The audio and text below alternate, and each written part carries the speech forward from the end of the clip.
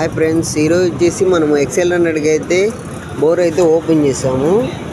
Already ఇది 50 అయితే ఉంది. ఇది ఆల్రెడీ 2 టైమ్స్ అయితే చేశారు. ఇప్పుడు చేసి అంటే మనకి 75 వస్తుంది.